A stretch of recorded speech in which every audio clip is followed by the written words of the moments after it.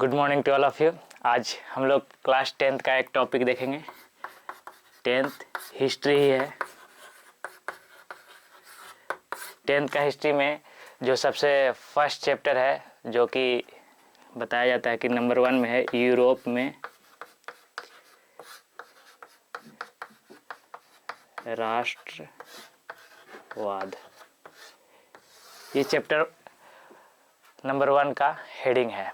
लेकिन यूरोप में राष्ट्रवाद पढ़ने से पहले हम लोग को पहले का बहुत कुछ जानना होगा, जो कि हम लोग बेसिक में यूट्यूब पे वीडियो है, बेसिक में 2-3 क्लास किया हुआ है, शायद टोटल 3 होगा, पार्ट 1, पार्ट 2 और पार्ट 3, ये 3 पार्ट में डाला हुआ है। उसको पढ़ना बहुत ज़रूरी है। नहीं पढ़िएगा तो पहले से क्या हुआ उसका पता नहीं चलेगा। जैसे उसमें बताया हुआ है कि मध्यकालीन में लोग कैसे सोचते थे, क्या करते थे, फिर उसके बाद भौगोलिक खोज हुआ तो लोग एक दूसरे को जानने पहचाने, 2-3 द्वीप के बारे में जाने, देश के बारे में जाने, अलग अलग व्यापार का विकास हुआ। उसी तरह से हम लोग को 10th क्लास में यूरोप में राष्ट्रवाद पढ़ने से पहले थोड़ा सा बेसिक भी जानना होगा कि क्या हुआ यूरोप में राष्ट्रवाद। तो सबसे पहले हम लोग को ये जो यूरोप में राष्ट्रवाद है,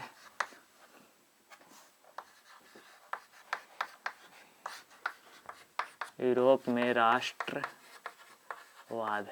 तो सबसे पहले ये एक टर्म है राष्ट्रवाद। हम लोग को राष्ट्रवाद के बारे में सबसे पहले जानना होगा कि राष्ट्रवाद होता क्या है। जब तक इसका मतलब नहीं जानेंगे तब तक हम लोग को समझ में नहीं आएगा क्या होता है।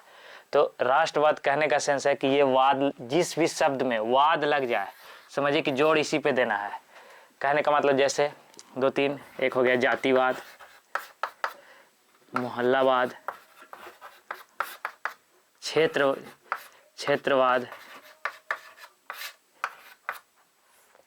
ये सब 2-3 वाद लिखा हुआ है। परिवारवाद एक हो गया, परिवारवाद से ज़्यादा समझ में आता है।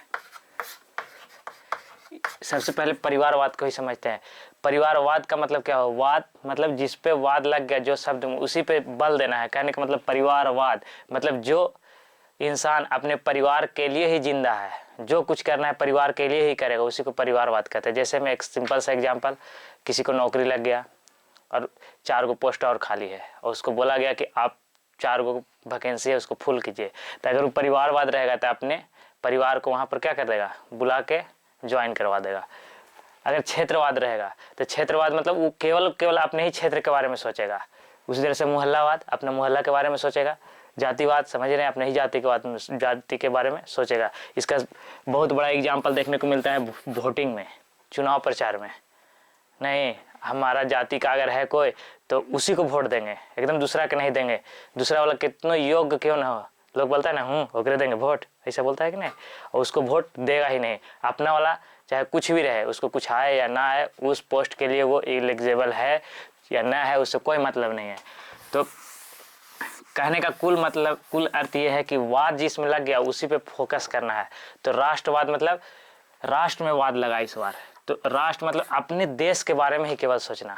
आप लोग देखे होंगे कि इंडिया अगर इंडिया का मैप अगर कुछ ऐसे बना दिया जाए रफली, अगर इंडिया इतना बड़ा है तो इंग्लैंड अगर देखा जाए तो इतना से भी नहीं होगा, इससे भी छोटा होगा इंग्लैंड। फिर भी हम लोग के देश पर वो शासन किया कितना, टोटल 200 ईयर्स, 200 साल तक। ऐसा क्या था? ऐसा ये था कि हम लोग में ये राष्ट्रवाद का सॉफ्टवेयर है ये नहीं था। हम लोग राष्ट्र के लिए जीते ही नहीं थे, हम लोग क्षेत्रवाद थे। जो 2, 3, 4, 5 ऐसे करके बहुत सारे राजा थे इंडिया में, सब अपने अपने क्षेत्र के बारे में सोचते थे। जैसे मैं फॉर एग्जांपल मान लीजिए कोई पटना वाला राजा होगा, कोई जहानाबाद वाला राजा होगा, कोई गया वाला राजा होगा, कोई टेकारी वाला राजा होगा। तो ये सब अपना अपना, अगर अंग्रेज आया तो इसको सरियाया पटना वाला के, तो इन लोग तीनों मजा ले रहा है कि अच्छा किया, बड़ी उड़ता था, सरिया दिया ना, ये फंस गया, साथ में इसको भी लपेटा, तो ये दोनों खुश है कि बड़ी तो बढ़िया हुआ। और फिर धीरे धीरे करके इसको सबको आपस में लपेट लिया। तो इसका कहने का मतलब क्या है कि राष्ट्रवाद इंडिया में नहीं था। इंडिया का छोड़िए तो इंडिया पूरे वर्ल्ड में राष्ट्रवाद नहीं था। राष्ट्रवाद सबसे पहले कहाँ है? यूरोप में। यूरोप में भी सबसे पहले आएगा, देखेंगे हम लोग कि थोड़ा सा तो फ्रांस में सबसे पहले।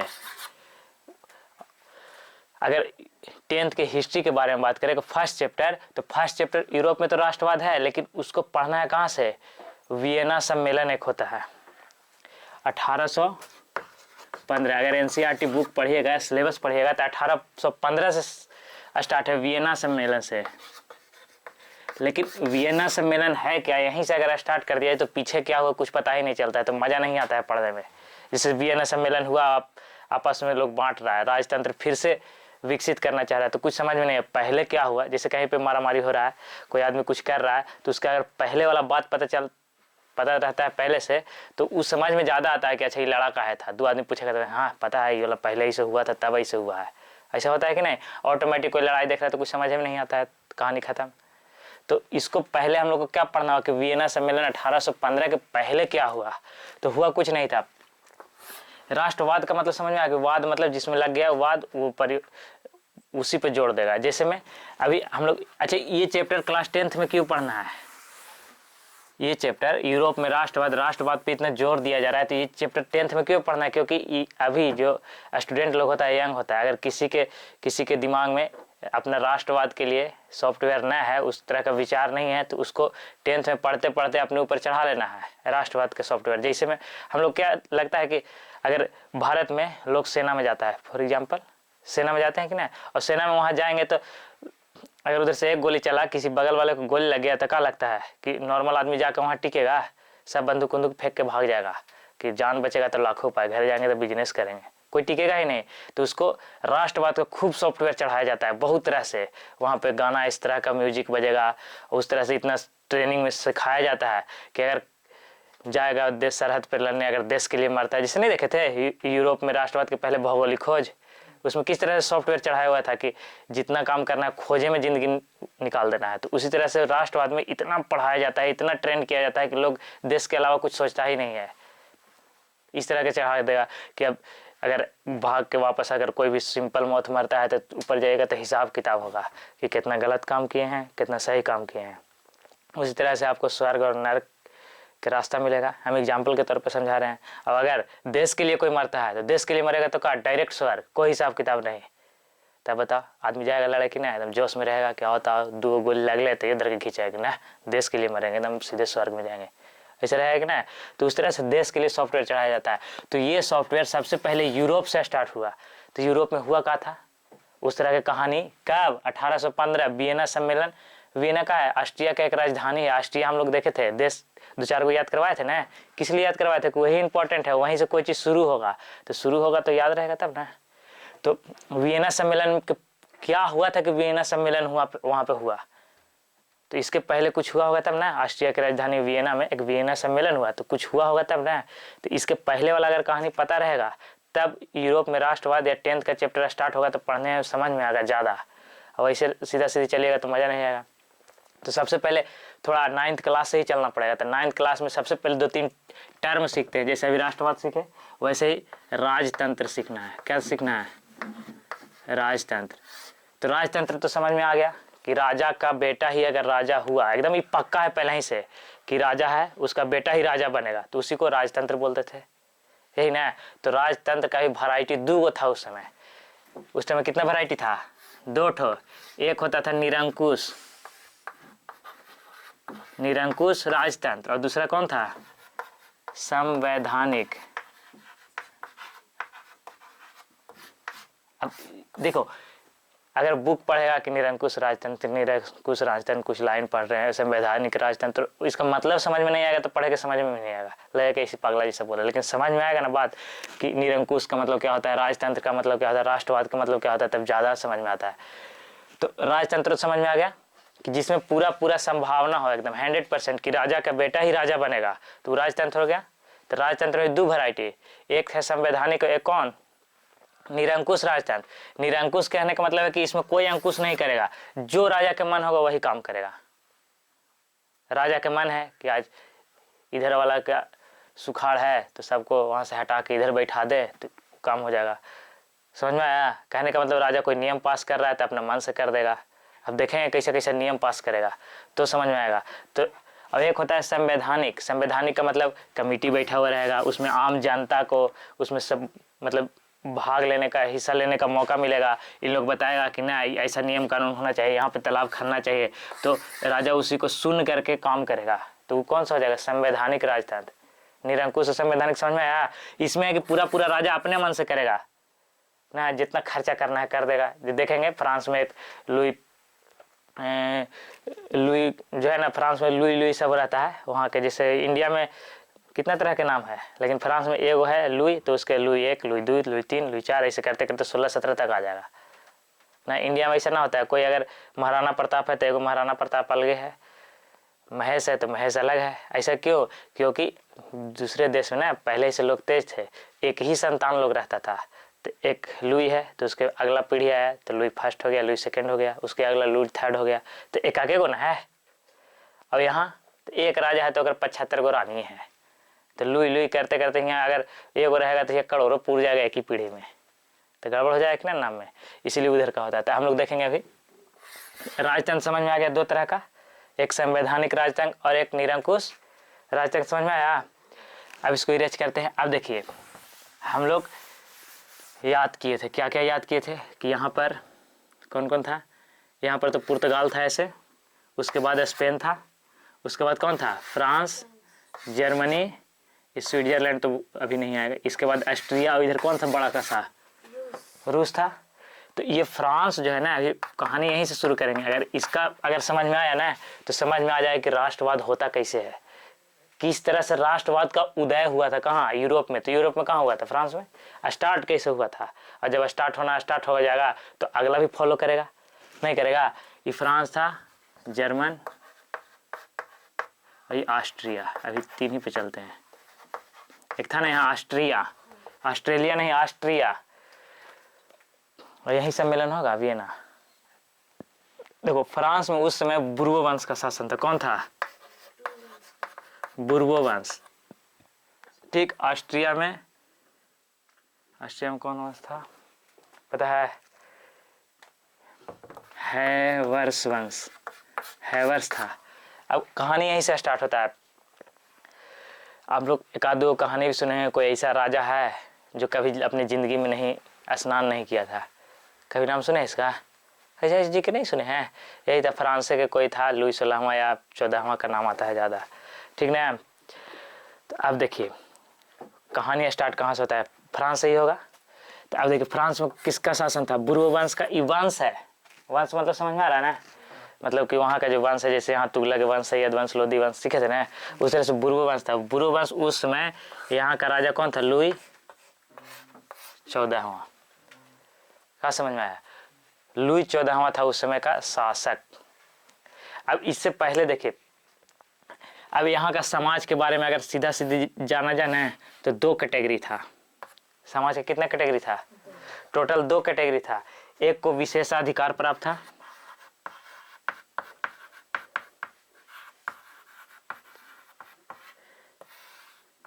और एक थे कुलीन वर्ग। अब ये क्या होता है? कुलीन वर्ग, या इसको बोलते हैं सर्वसाधारण वर्ग भी बोल सकते हैं।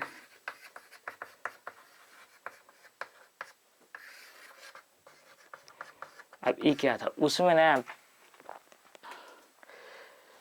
उस समय क्या हुआ, इसको कुलीन नहीं, सर्वसाधारण, कुलीन इसी का पार्ट है, ठीक ना। एक इसी में आता है कौन? पादरी, पादरी और कुलीन। देखिए उस समय होता क्या था से, फ्रांस में अभी कितना तरह का समाज है? 2 तरह का टोटल। कितना तरह के? 2 तरह के समाज है। तो एक को विशेषाधिकार प्राप्त है। विशेषाधिकार मतलब अधिकार विशेष तरह का ना, विशेष तरह का अधिकार प्राप्त था। एक सर्वसाधारण वर्ग था। सर्वसाधारण वर्ग कहने का मतलब इसी में आ जाएगा कौन? किसान, शिक्षक,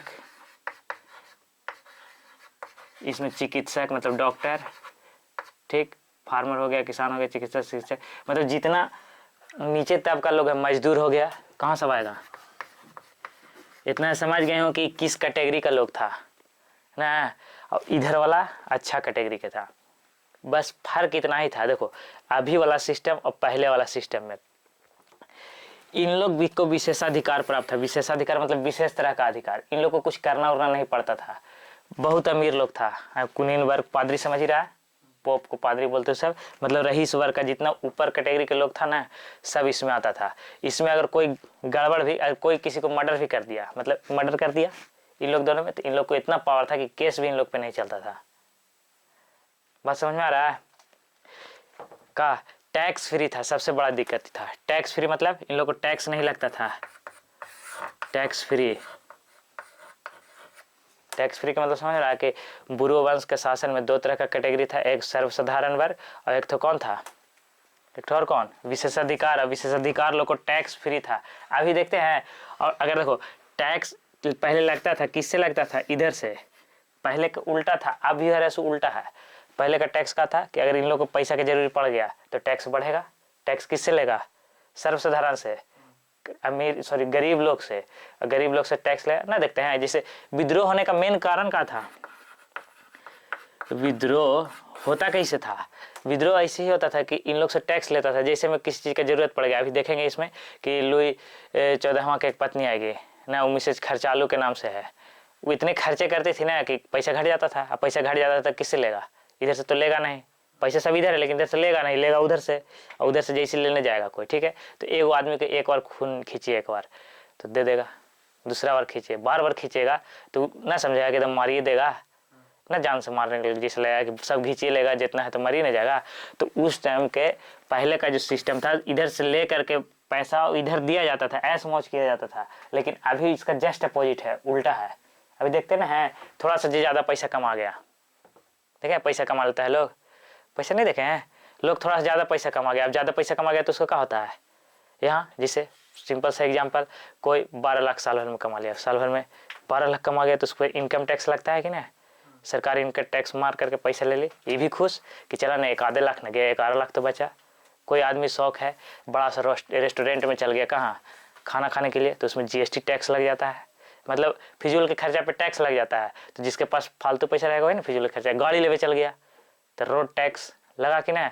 और ये टैक्स सब लेकर के कहाँ, अब कहाँ इधर से लेकर के अमीर से कहाँ बांटता है सरकार, गरीब के। जिसे खाद है, खाद के बोड़ा हम लोग को लगता है कि 400 रुपये की बोड़ा है, 450 रुपये बोड़ा, लेकिन 1600-1700 के बोड़ा आता है।